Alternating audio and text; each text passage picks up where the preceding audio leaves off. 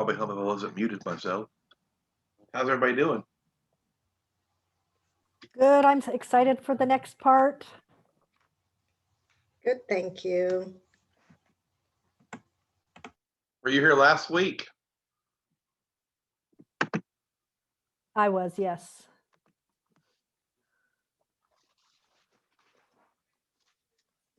Well, I'm glad you're enjoying it.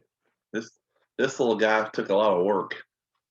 But I'm sure it did. I just so appreciate all of this because it has been so helpful for me. I'm hoping I can pass this next time. I didn't pass the first time, but this is making me feel a little bit more confident. So I just really appreciate all the time you guys take. is a 72 through 75 a good BAS score for mocks? Does that translate into anything? Well, when I did BAS, I was getting about 78, 76, and I didn't pass the exam. But again, it's kind of a crapshoot as to what questions you get. Yeah. So, but when I took the exam, I was right almost exactly where it was in the BA on the BAS. So for me personally, I feel like it was a pretty close indicator, but it really depends on the individual and what questions they get and all I'm of not that. the best test taker, and I've been doing like at least 2 a week just to practice that, get rid of the anxiety and the skill down, and I've learned that the more concepts I master, not fluent, master, the better my score creeps up a little bit. Yeah. I have learning disabilities, and so I have a lot of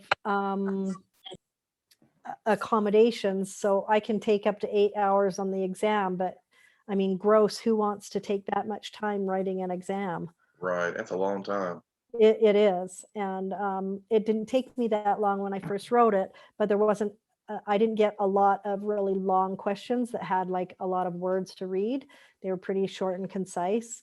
So it's so individual. It's kind of hard to tell. Right. But that's why I started studying super early, because I kept seeing these posts and all these stories, and I was like, I'm just gonna start studying because I don't do well cramming, and I'm not much of a reader. So Yeah, that's kind of how I was, and I feel like I came really close to passing, so I'm just gonna like keep doing what I'm doing.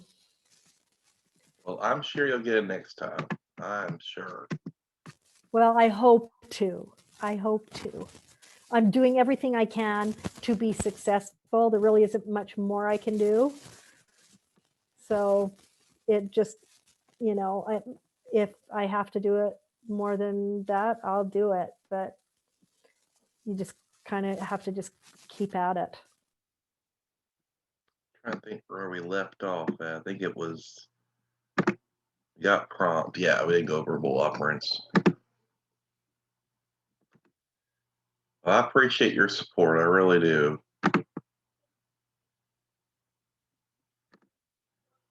Yeah, Patrick, I just want to say I used to do tutoring with Amy, Kevin's wife, and she was always telling me not to really judge on the scores on the mocks. Just make sure you're reviewing why right and why you got wrong that you did get wrong. Because I do know somebody who did very bad on mocks, always in the low 60s, high 60s, low 70s, and they ended up passing the exam.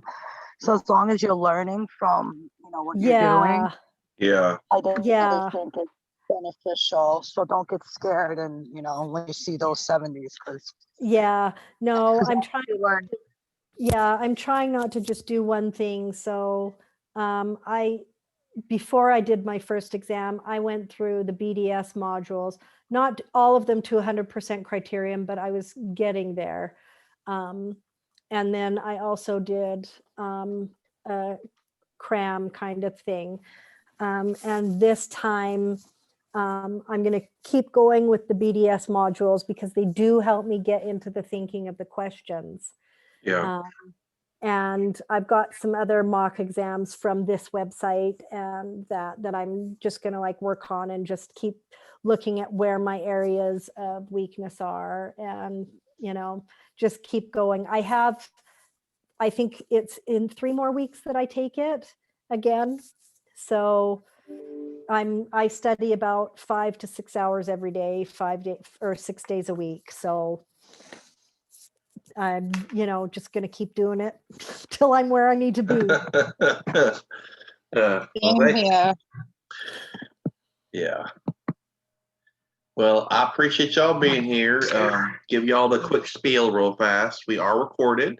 If you don't want your face shown or your video on, that's fine. You don't want your name posted or listed or shown on the screen, that's fine too. You can use a different name if you like. That's okay too. All the videos go to my YouTube channel.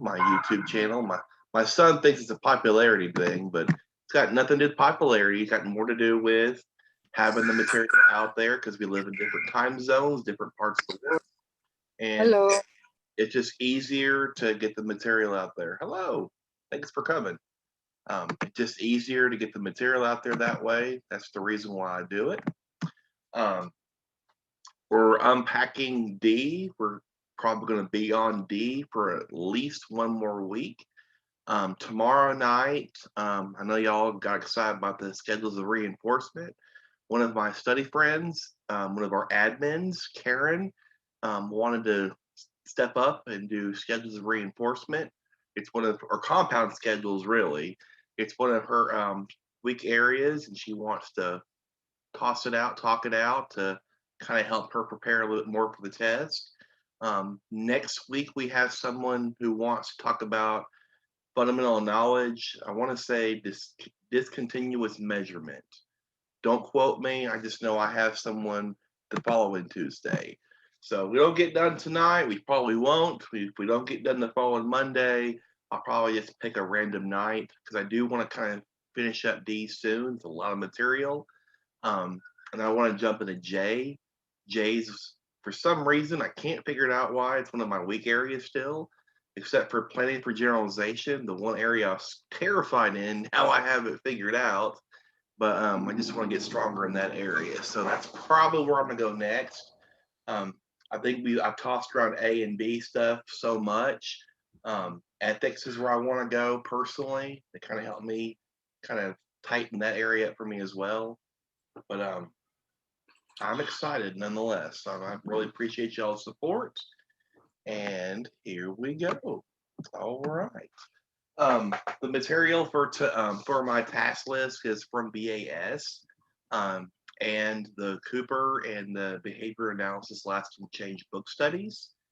Big reason why I'm not posting my PowerPoint on the group page to share is because so much of the content did come from BAS. And out of respect for their material, I'm not posting it.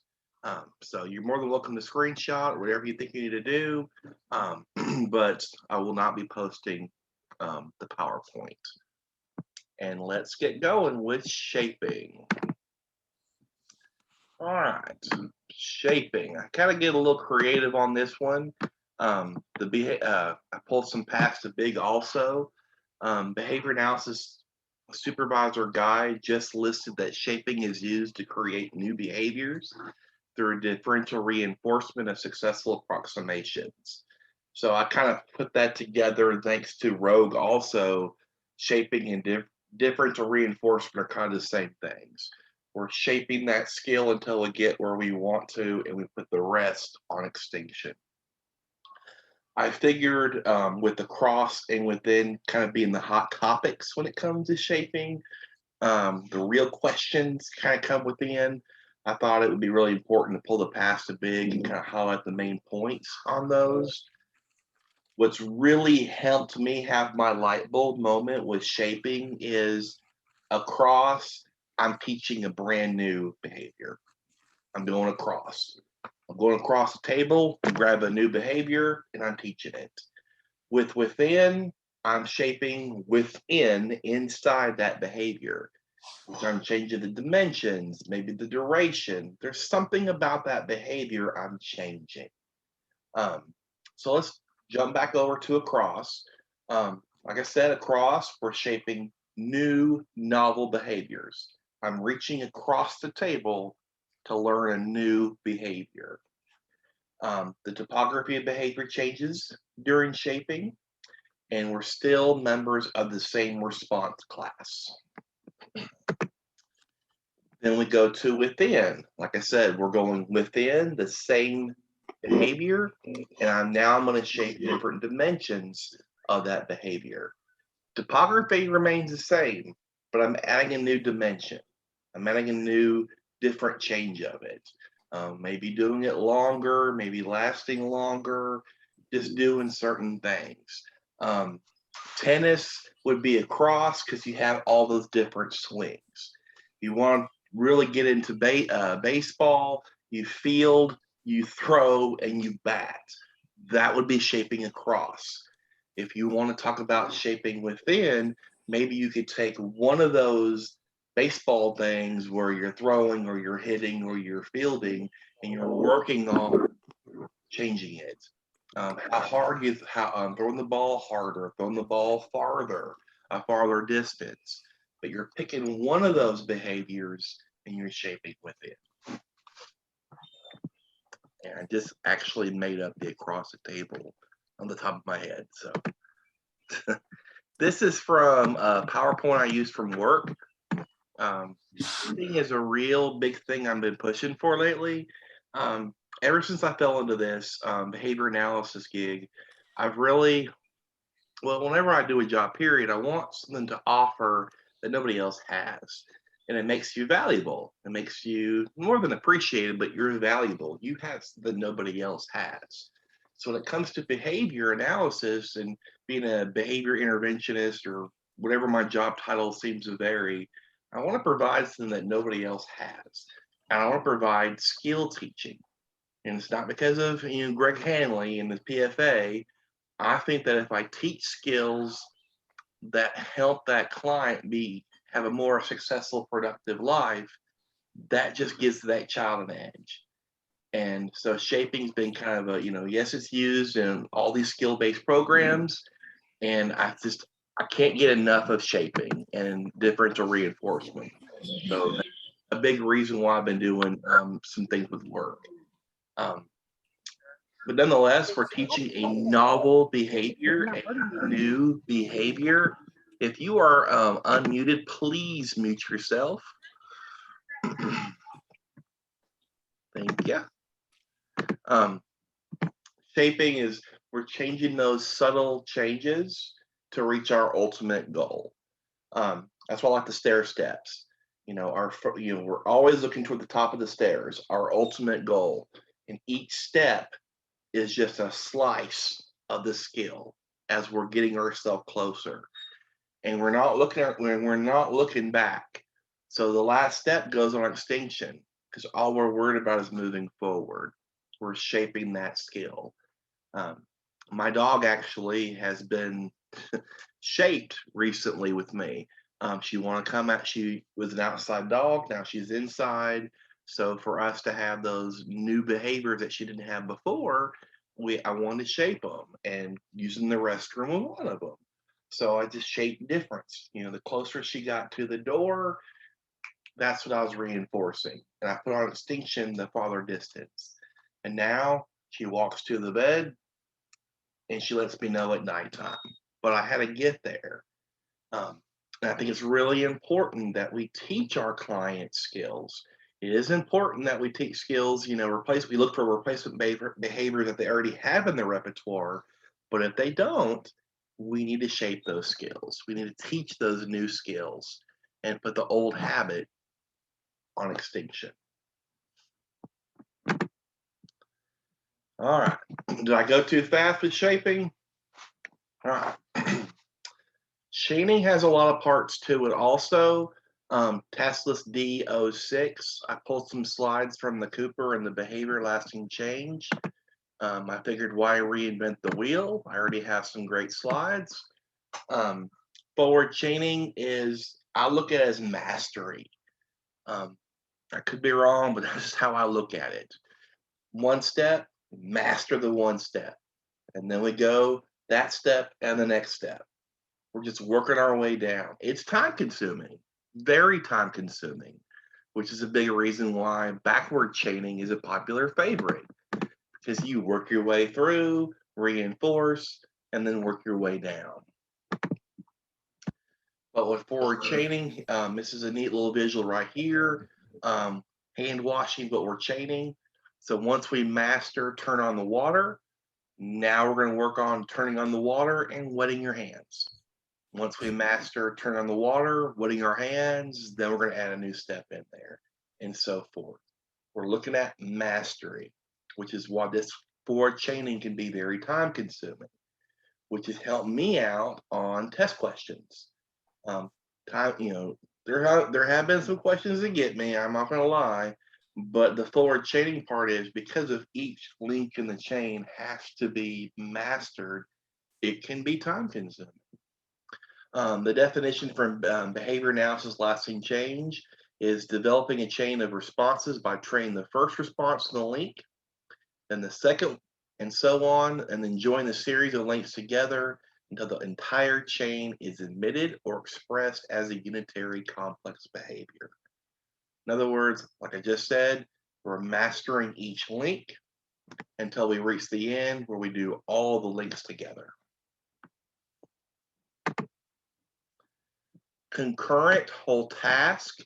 The Mayor PowerPoint that I have for the book study breaks it down, actually breaks down chaining a lot. Homogeneous, heterogeneous, different how we look at, you take out one link, you can't complete the whole chain, which is true. Concurrent, total, whole task, we're doing the whole thing. If I'm hammering a nail, it's kind of hard to do it and forward here. Hold the nail, I'm holding the hammer, hold it. It's just bam, one task. So if our learner can do lots of the steps, not just some, most of them, can do imitation training.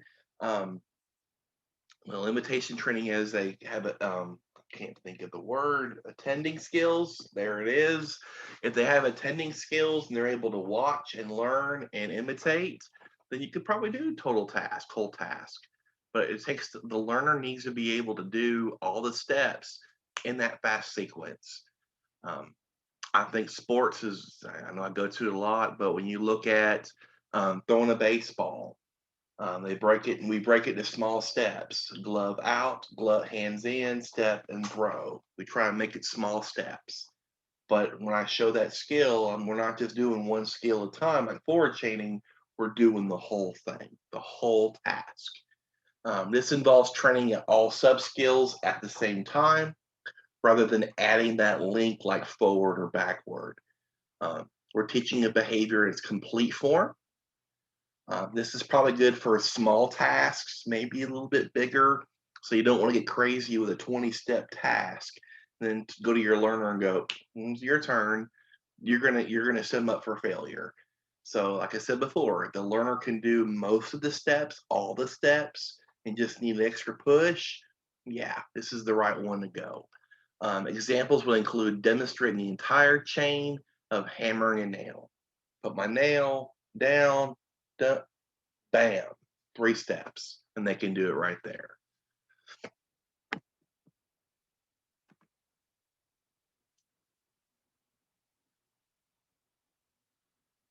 We're gonna put this video in here. Okay.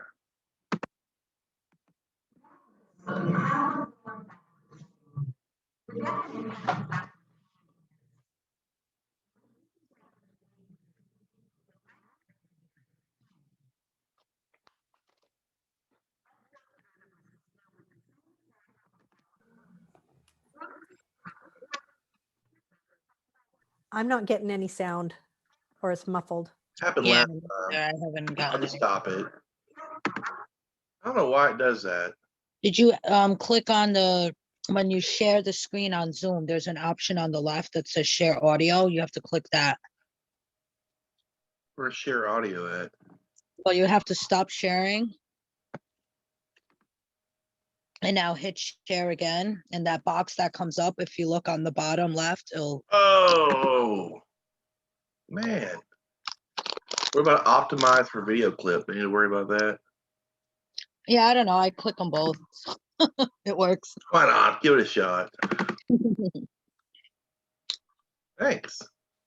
Sure. Let's try this again. Last behavior, and then reinforce your students' independent performance of the last behavior. Wash hands. Okay, we're gonna turn water on. Get soap. Rub hands. Scrub, scrub, scrub. Rub, rub, rub. Excellent. Water off. Great job. Your hands are all clean now. Here's your fruit treat. In this example, we see the instructor prompting the student to turn on water, get soap, rub hands, rinse hands, and turn off water. The instructor stops before the last behavior, and the student must complete the last behavior of drying hands independently in order to receive reinforcement. Then, reinforce your students' independent performance of the next to last and last behaviors in order. Wash hands. You're gonna turn water on. Get soap. Rub your hands. Rub, rub, rub. Scrub, scrub, scrub. Great job. You remembered all by yourself. That's excellent. Here's your fruit treat. Now you see the instructor prompts the student to turn on water, get soap, rub hands, and rinse hands, but then stops so that the student must complete the last two behaviors of turning off water and drying hands in order to get the reinforcer. Then reinforce your students' independent performance of the last three steps in order and continue in this manner until your student can complete the entire chain independently following the SD. An advantage of using backward chaining is that the reinforcement always falls at the end of the chain, allowing you to use a variety of reinforcers. I don't know why, but when I did backward chaining, or when I first, Now let's look at how to perform backward. no, when I first thought of backward chaining, where'd my video thing go? When I first thought of backward chaining, for some reason, I thought about doing the skill backwards, and it's not the case. It's doing all the skills for the learner except that last link, and then we work our way backwards. That's pretty much what the big difference is. And then I know some mock questions also deal with reinforcement ties with backward chaining. We reinforce that last step, we reinforce then completing those steps. So if we do the last part, they do the last step, they do it, we reinforce it. Then they do the second to last, then the last step, then we reinforce it. So they're always reinforced the last step. They're always getting that immediate reinforcement for completing the task. My face kind of disappeared a little bit here. This one always got me, and I'm sure if it got me, I know it probably got several other people. I'm like, well, backwards with leaps ahead. I mean, it just sounds wild. It's some of the steps are probed. What can the learner do? What can the learner not do? With backward chaining, period, we're assuming the learner can't do any of it. So we do the last step, they do the last step, we do all of it together. With backward chaining, we probe to see what they can do. And not every step is trained, because if we probe, then we know what they can do, what they can't do. So if we probe the learner on opening the door and all this stuff, and then we now learn what the learner can do in their repertoire. So in this picture, in this diagram, they can twist the doorknob and they can push the door open. So we're not going to teach those skills. They can already do that. So we're gonna do the first step, second step, third step, fourth step, and then the last step they'll do it. And then when they do it, then we'll jump down to twist, push, and then they walk through. And then we'll jump down to put their hand on the doorknob, then twist, then push, then walk through. And then they'll go all the way back to the beginning and do all those steps in order. If they couldn't do the twist and the push the door open, then we would teach those skills. If they could put their hand on the doorknob and they could do push the door open, we wouldn't teach those skills. So what we're leaping ahead to is the skills they can't do. That's what we're leaping ahead. We're leaping over to what they can't do. And we're just still going backwards.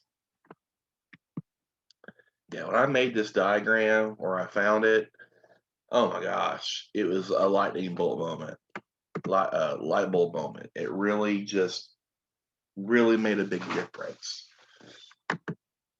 With a task analysis, Rogue and BAS talk a lot about IKEA furniture. It's breaking down that complex skill into individual chains. It's good for behaviors, for one behavior, and kind of breaking down all those different things within that response class, like brushing your teeth, hygiene skills, going to the bathroom, because you can break down all those skills. Well, let's transfer that to IKEA furniture. I'm putting together a couch, a chair. I've never done it before, but I have all directions and I have put things together. So I have to follow each skill along the way before I can move on to the next. I guess my example would be like little Lego things that my son has, and I put them together and I follow the steps, the task analysis in the booklet. And they break it into just very simple parts. What I need, or how it goes together, and then I move on to the next one. When you break down a task analysis for a learner, you want to watch someone that understands what they're doing, an expert. You could do it yourself. Those are ways to help break that down also. You perform it, you can rely on an expert, and you can just observe someone demonstrating that skill. And then you have that information, you can create your task analysis. It's kind of hard just to spitball it in your head and go, it's just easier. When I do task analysis, I usually ask my teachers to break down certain skills that I want to help with a learner. Task analysis also goes into Tasklist J when you're looking at how to teach a replacement behavior or correct inappropriate behaviors. A child doesn't want to get in line and he's always upset. Well, let's task analyze getting into line and then seeing which part we need to work on and improve. So task analysis also works with looking for desired behaviors and correcting behaviors as well. Like I just said, breaking down a complex skill, job, or behavioral chain into its component behaviors, its sub-skills, its subtasks. Components are stated in its order of occurrence and are designated to set the occasion occurrence for the next behavior. Get that thing real fast. Have my little example here. I didn't drop something. When we do the Lego guy, we have step one, what I need, how I put it together. It breaks down the entire thing because that's what I'm going to do. And it's really 18 steps. And I'm still working on this because it's really, really hard. And the pieces are really, really small. I hope I didn't drop one because I heard something when I moved. I don't really have time to play this video because we got so many slides. But the exact instructions challenge, this guy's kind of having fun with his kids. And he was using a rational task analysis. He knew what how to make a peanut butter and jelly sandwich. I mean, he knows the subject matter and all that good stuff. And he was trying to get his child to write down each of the steps in task analysis. And he made the sandwich based on his child's direct. It's hilarious. But it's neat because it's really task analysis, breaking down those steps of making a sandwich. Rational task analysis, like I said, you study the subject matter and specify the process or procedure you presume to be involved in performing the task.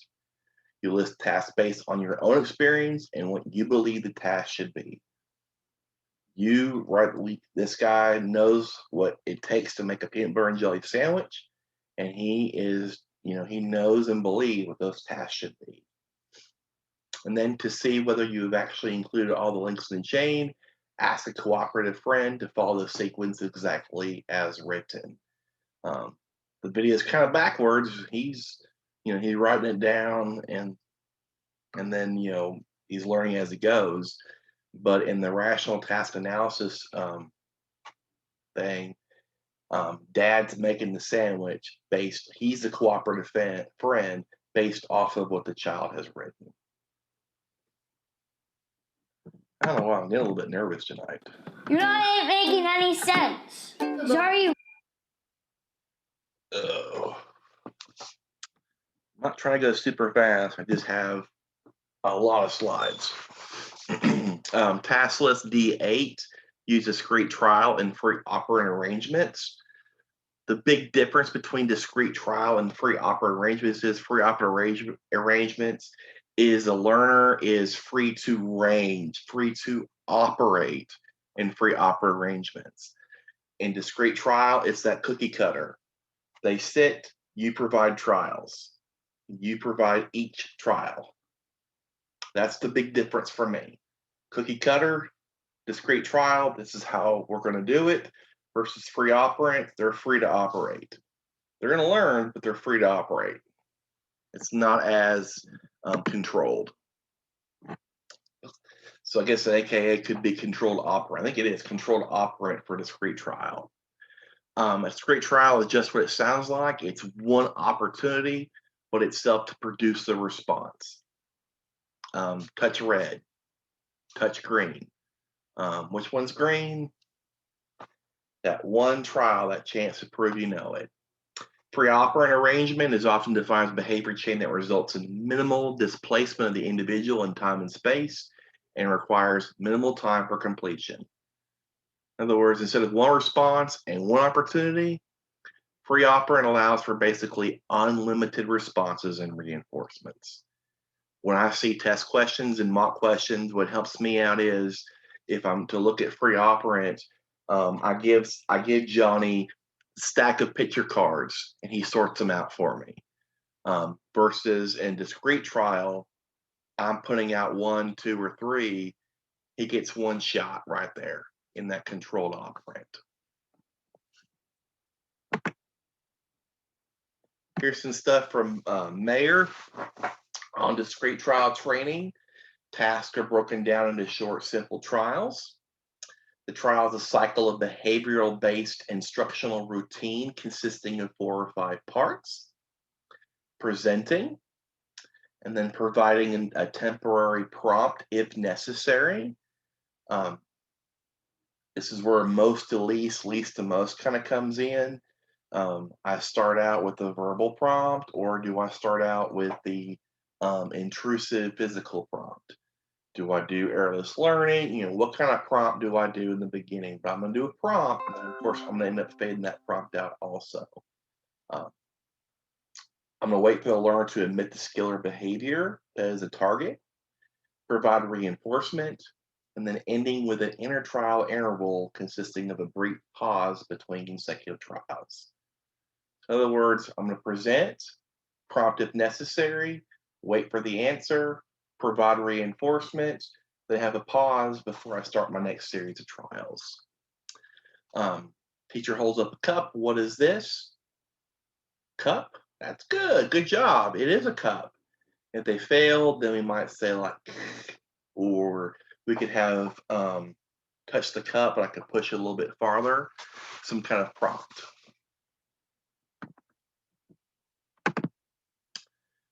Here's some more free operant versus discriminated operant. Like I just said earlier, free operant is a response class unlimited by constraints or prompts. They're free to respond. They're free to operate.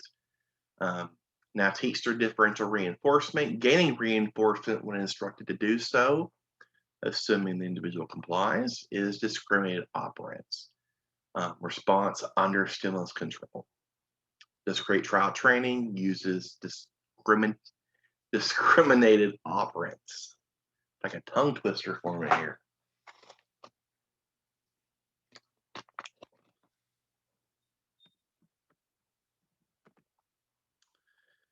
Then we're gonna, this probably cover a good bit for tonight also. Verbal operants is Tasklist D9. This chart, it was in Cooper.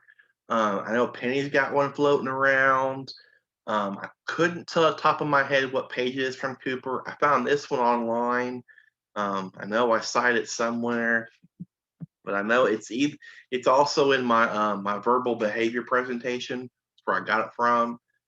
This really helped me out a bunch. It really did. The task list kind of talks about the Tact training and verbal training and echoic training, and I just kind of did just the verbal operant, and then when we get done with this, we'll dive in the trainings. But this really helps me out. Mans have a motivating operation. I'm going to ask because of deprivation or satiation. I want a glass of water. I'm thirsty, so I'm going to ask for a glass of water. That's why, food is probably the number one thing to work on man training. Because you create that MO, bam, then they start to ask. Mans have the MO. Then we start talking about nonverbal stimulus. That's the tact. Nonverbal, they're always be paired together. I know what we think of labeling. I'm labeling things, but we're labeling nonverbal stimulus. Now, when it comes to tact training, we're going to create that MO. We're going to create that want for an item. And then we're going to work on getting the learner to say it, what's in the room or what's not in the room, labeling these items, these nonverbal stimulus. Quick review, MO, manned. Nonverbal, tact. Simple so far. Then we go to verbal stimulus. Like I said, this chart helps me out tremendously. Point-to-point correspondence, no. I know I don't have the formal thing up there, but I probably should put extra line in there. Interverbal doesn't have point-to-point. It doesn't have formal similarity. Point-to-point is that beginning, middle, and end. So if I say, what is this? And you say, a car. I said, what is this? You said car. There is no point-to-point. There is no beginning, middle, and end. And there's also no formal similarity as well. Kind of curious how that ties in too much and kind of confuses me a little bit, because if I said and they said and all that stuff, a lot of questions that pop up are numbers, like A, B, C, D, numbers 1, 2, 3, 4, 5. Those usually always end up interverbal.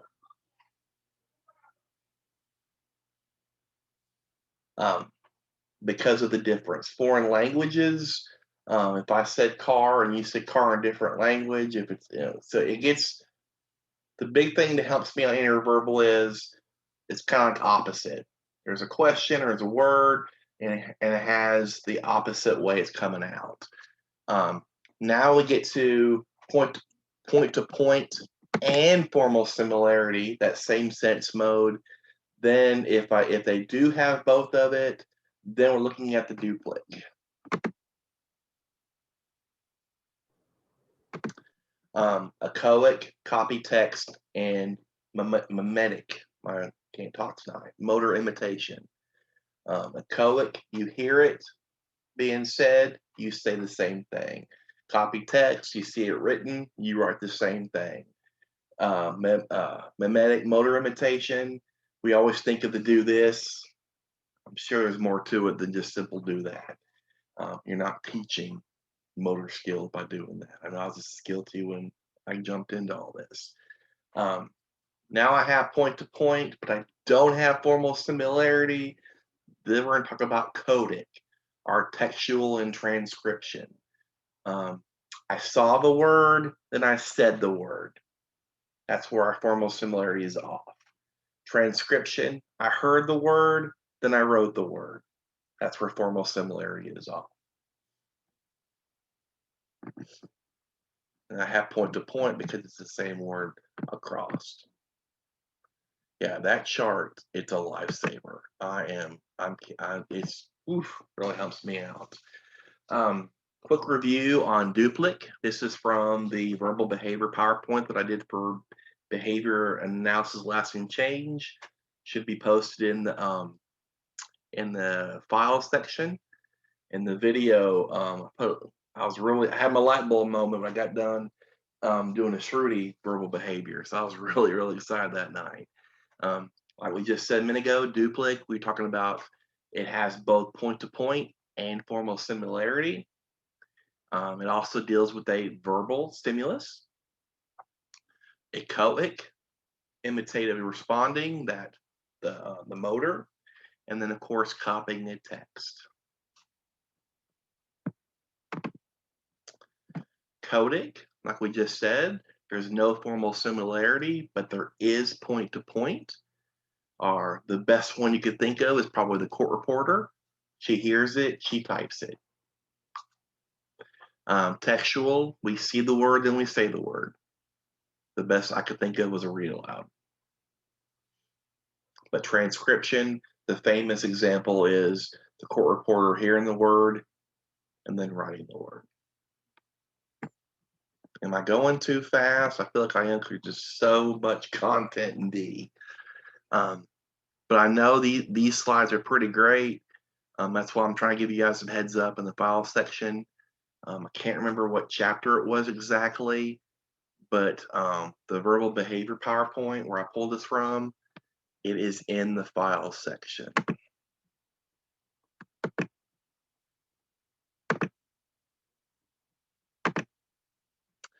And like I said earlier, the big helper is your motivating operation.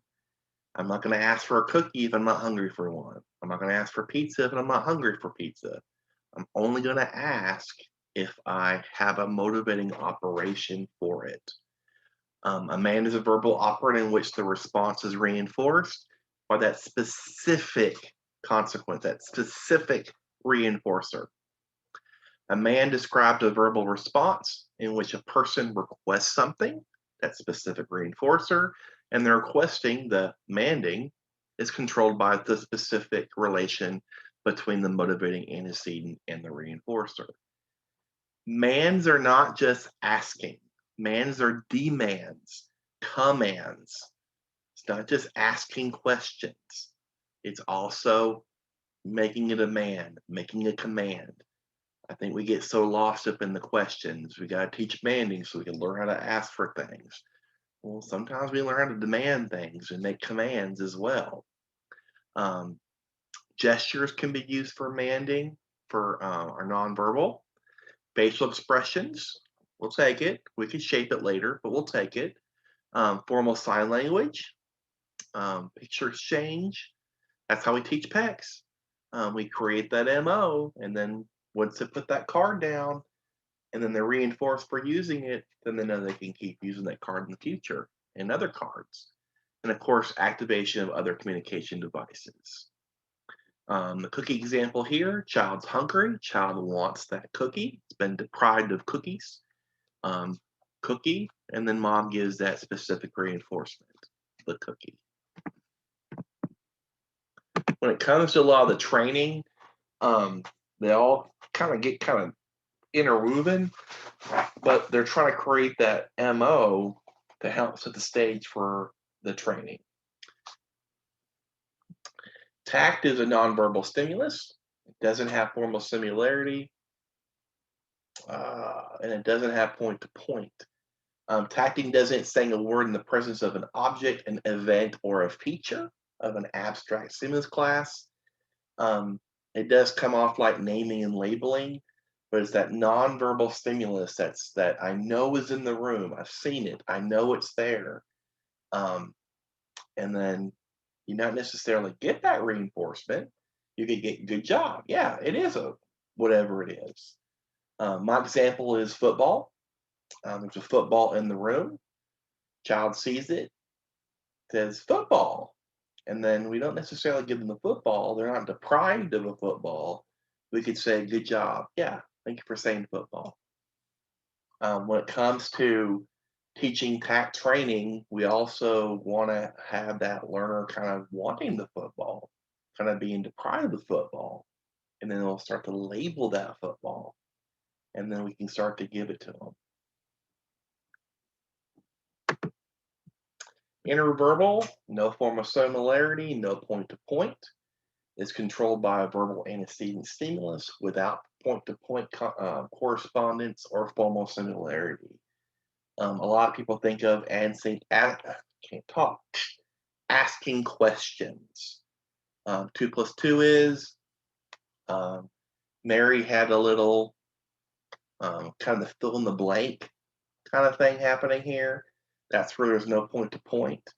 And then the no formal similarity could be, well, you could have different sense modes as well. Interverbal behavior can assume many forms. Social interchanges. Great job tonight. Thank you. You're welcome. Word associations. Hot, cold. So there's some different stuff happening there. Definitely no point to point. Translations from one language to another. Yes, it may be the same word, but it's in a different language. Answering questions as well. I'm not too confident 100% on Autoclinic. According to Mayer, it's a form of verbal behavior that modifies other forms of verbal behavior. For example, I don't look now, but I see Grant with a new girlfriend. The Autoclinic involves verbal responses for which the functional properties of the speaker's ongoing verbal behaviors provide the SD, such as, who is she? I'm going to leave it at that so I don't get anybody or myself more confused. Thanks. Yeah, that's why I put so much work. I put more work into visuals than I do the content. Because those examples bring it home. I was in the car taking my son home yesterday, and it hit me like a light bulb on variable interval reinforcement schedules. A cakewalk. You don't know when the song's going to stop. You don't know when the music's going to hit. But I get reinforced when I stop and I'm on the right spot. I'm just like, man, I like having those moments. I don't know about you guys. D10 talks about the use of echoic training. Echoic training transfers control of the echoed response from the MO, nonverbal prompt, and echoic stimulus to the echoic stimulus alone. This happens in a lot of the next training bit. They create that MO, they use nonverbal, and then they try to get that verbal behavior, that verbal operant to act by itself. Here's an example from behavior analysis supervisor guide. Young child sees a cat. Cat's nonverbal upon entering a room. The child smiles, stretches out their hands, and moves toward the cat. You gently stop the child and say cat before they have access to the cat. I'm going to stop right there. I know this is echoic training and I'm saying MO, but this is training, keyword training. Child wants the cat. Child wants to pet the cat. Child wants to love on the cat. So if I get to love on that cat, you need to repeat what I said. Cat, cat. They get access if they repeat what I said. Now, over time, seeing the cat and hearing the spoken word cat will produce the echo response. Cat, cat, and they get to pet. Now, finally, we want them to say cat without a cat being present. I'm going to say cat. Cat's not in the room. Learner will repeat. We'll have a Coke response by saying cat.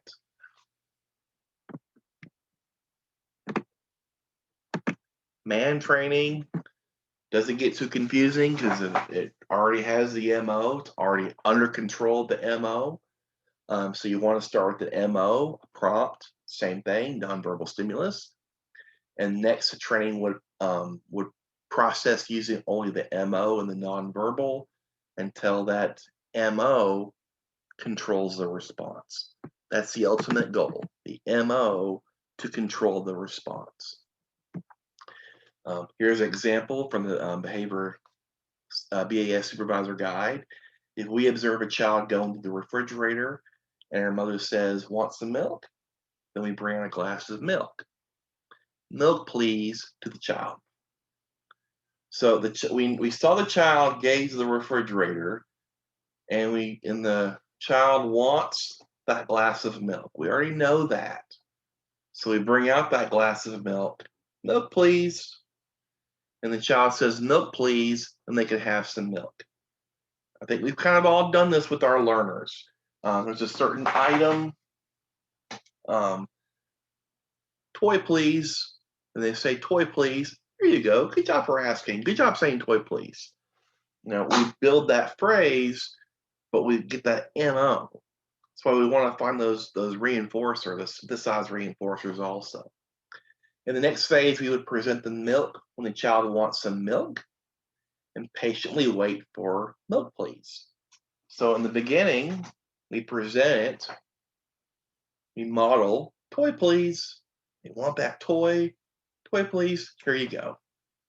After that, we hold it out. This is what makes the functional communication training so powerful. We find those reinforcers that have a strong MO to it, and we want that response. We show them what to say, then they have to say it from then on. And then you can have more fun prompting. Keep hold up to your eyes and get that eye contact, and then slowly bring it down.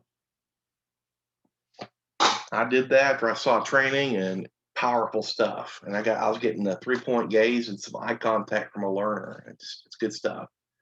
And after a while, that MO builds. "I want milk." I say, "Milk, please."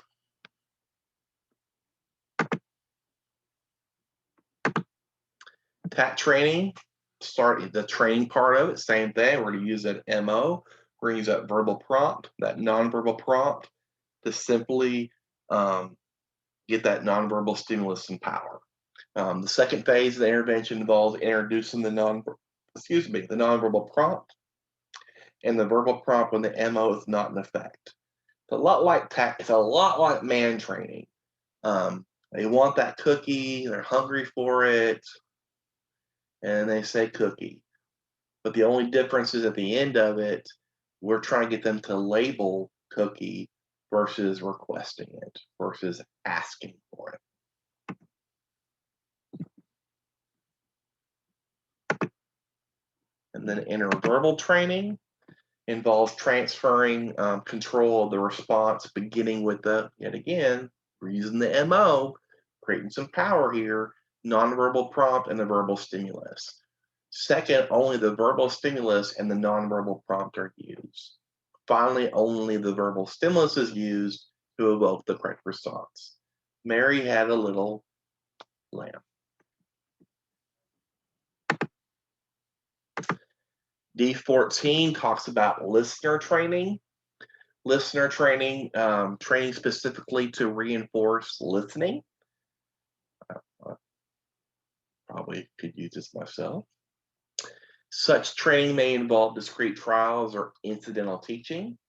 Remember, discrete trials, we're using those trials, those cookie cutter, here it is, touch red star, touch green circle. Incidental teaching, I'm keeping them away. I'm trying to prompt that ask. Usually this kind of training involves presenting a stimulus that one must not only listen to, but demonstrate the understanding of it in order to respond correctly. So you ask a client to point to the red star and then the green circle. Point to red star, point green, then red circle. Can't talk. Then green circle. Changing the speaker's verbal stimuli continue to evoke the correct responses demonstrates listening. The client correctly points to the items asked. You may ask the client to point to others or put the shapes in their hand. Their listener training is what it says. Or train the listener to listen better. Touch red star and green circle. Can you move green circle? Can I have 2 shapes, please? We're just asking questions and having them listen. We're gonna go a little bit more. We'll try and get majority of the way. We'll go one more, and then we'll call it a night. This will put us in a good spot for next week to finish up. D15, identifying punishers. Identifying punishers is a lot like identifying reinforcers.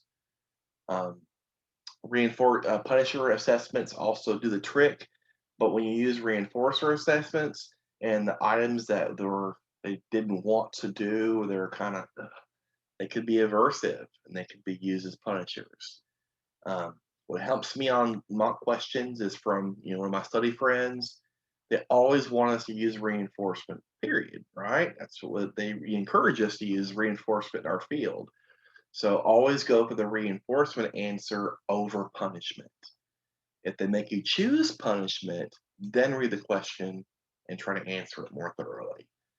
That trick has helped me out so much because instead of going, oh, this is what I would do, this is what I should do, look for reinforcement. And if I have to identify punishment, then I will. I'm always going to go reinforcement. Identifying punishers can be accomplished in a similar way as reinforcement, like I just said. We could use a concurrent schedule of possible reinforcers, and things we avoided could be punishers. And then it even says the reactions we have toward different stimuli. And then, of course, asking, what things they don't like, what things they're kind of, which is odd because usually we're always asking what they want. What turns the behavior off? What are those reinforcers? Of course, withholding of known reinforcers may effectively be used as punishment. It might be important to know a client's punishers in order to avoid them or to carefully consider their use in a treatment package. Punishers should not be used alone. So it's also important to know what they are, so maybe I can also avoid them. And didn't know that. So let's try one more. I didn't know it'd be that quick. D16, use positive and negative punishment. When we talk about reinforcement, remember we're adding. Positive means I'm adding, negative means I'm taking something away. So positive, negative reinforcement, I'm increasing that behavior in the future. Punishment's the opposite. I'm adding or taking away something that decreases the behavior in the future. The same general principles apply to punishment as they do with reinforcement. Punish behavior immediately, CRF, FR1, every time. When we reinforce, same thing, every time. All settings at the highest magnitude with the varied punishers. Also, that be careful on highest magnitude. I know BAS said highest magnitude. Some of the things, I think passive big, BALC, and Cooper talk about lowest. But you also want to start with you want it low, for the lowest but yet highest tolerable magnitude. Because you can't start, when it comes to punishment, you can't work your way up to the worst. And you definitely can't back your way down. So you want to start with the lowest at their highest threshold, if that makes any sense.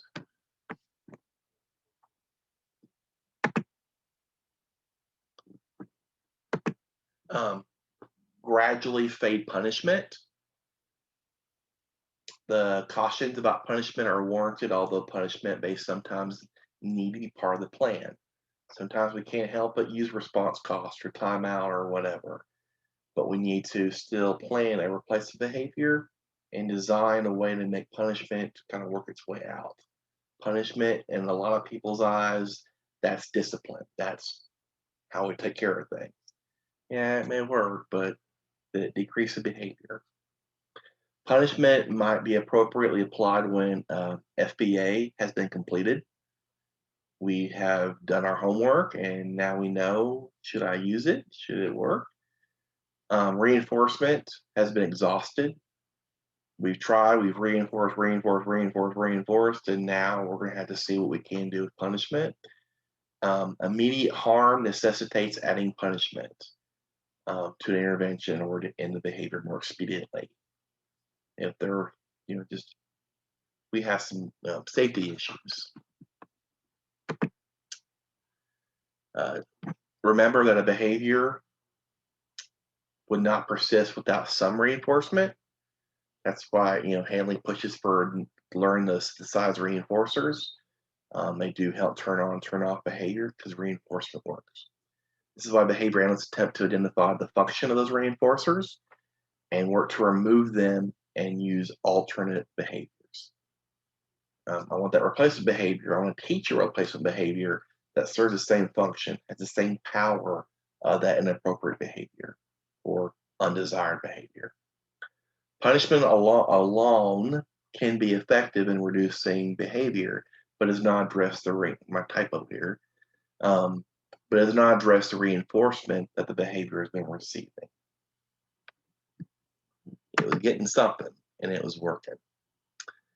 In order to use reinforcement most effectively, here's a list of things from the supervisor guide. Remember, our ultimate goal is to go from contrived to natural. If I asked you right now to show me your token board or your penny board, could you do it? Probably not, because that's not natural. So we like it, but our ultimate goal is natural. That's why it's very important to pair reinforcement or any kind of reinforcement with specific praise. I could phase out the edible, but that specific praise will have power in the end. Set easy, achievable criteria. I don't know about you, but if I fail right away and I keep failing, I'm going to give up. So make them successful and then start to work your way out. CRF, FR1, same thing. Deliver reinforcers immediately. You get 3 seconds. Reinforcement punishment kind of works the same way there. You get immediacy. That's why we want to work for the now, not the later. Some kids can do delayed reinforcement. Some kids can't. Use direct rather than indirect reinforcement contingencies. This is a personal one of mine. Threats of reinforcement. If you're good, I'm going to get you this. It doesn't work for me because threats of punishment doesn't work either. So wouldn't threats of reinforcement not work? I didn't get reinforced. You just talked about it. I didn't get punished. You talked about it. That's just a me thing. Consider using contingent praise. Like I said, I could pull out that edible. I could pull out the toy, but that praise is forever. It's now conditioned as a conditioned reinforcer. Reinforcement intervention should fairly quickly change to meet more natural contingencies. You want to vary reinforcers. If they get too fixed on one, they get tired of it. Manipulate motivating operations to increase the value. Thin schedules, increase your time delays. We could handle, kind of builds that tolerance up too. Shift from contrived reinforcers. Like I just said, basically going from contrived to more natural. Types of punishment. This is from my reinforcement punishment slides. Like we just said earlier, positive basically means add, and negative basically means pull out. What helps me remember these two is positive punishment. I added something to decrease that behavior. I yelled at you in hopes that you're going to stop doing that. You got spanked, so the behavior will reduce. I got a parking ticket, didn't want it, now I'm going to quit parking there. Negative punishment. I'm having a good time. I got something I want.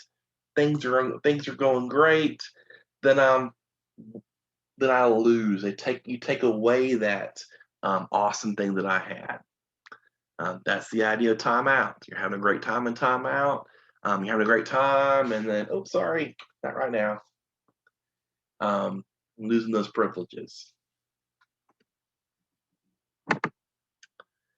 Negative punishment, like I just said, you're removing something that you want to decrease in the future. School suspension is based on this, but I don't think it is effective. Didn't decrease anything. They'd have to want to be at school for it to be effective. Implementation has two basic principles: tactics, timeout, from positive reinforcement, and response cost. We take away that desirable, that thing they want, to decrease that behavior in the future. And I'm going to stop it right there, because D17 should be a whole lot left. That should give us the perfect amount to go over on